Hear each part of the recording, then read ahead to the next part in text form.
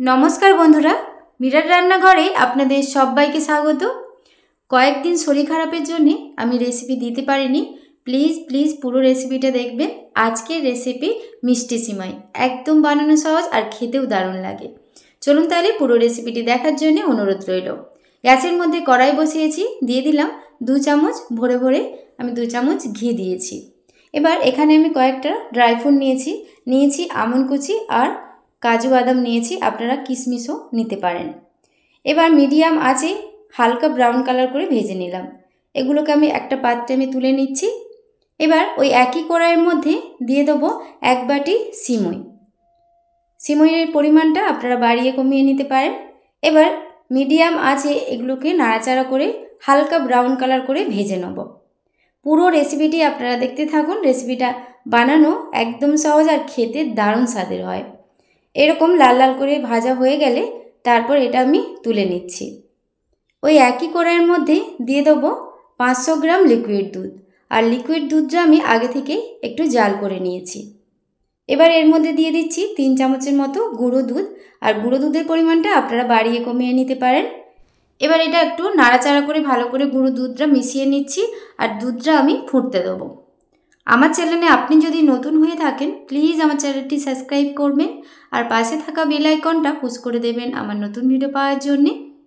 যখন দুধটা ফুটে যাবে তারপর দিয়ে দিলাম চিনি। চিনিটা আপনারা বাড়িয়ে কমিয়ে নিতে পারেন। আমি এখানে হাফ বাটির থেকে অল্প একটু কমিয়ে নিয়েছি।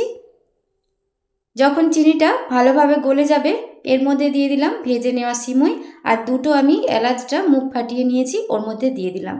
এবার মিডিয়াম আঁচে এটা 5 মিনিটের মতো ফুটিয়ে নেব আর মাঝে মধ্যে এইভাবে নেড়ে নিতে হবে। ফেসবুক পেজ থেকে যদি আপনারা দেখে থাকেন প্লিজ প্লিজ আমার ফেসবুক পেজটা ফলো করে পাশে থাকবেন।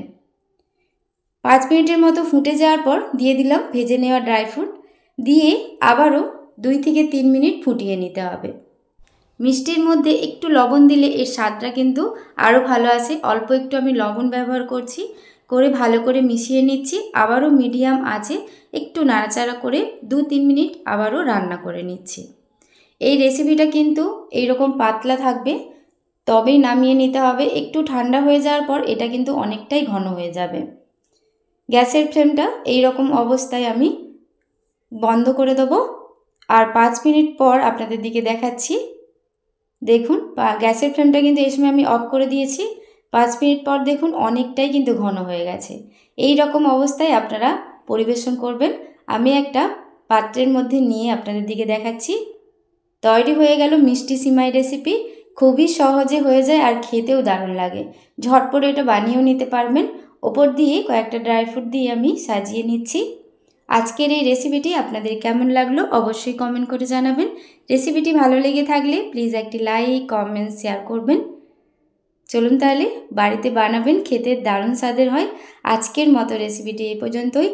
সবাই ভালো থাকবেন, সুস্থ থাকবেন, সাবধানে থাকবেন। ধন্যবাদ।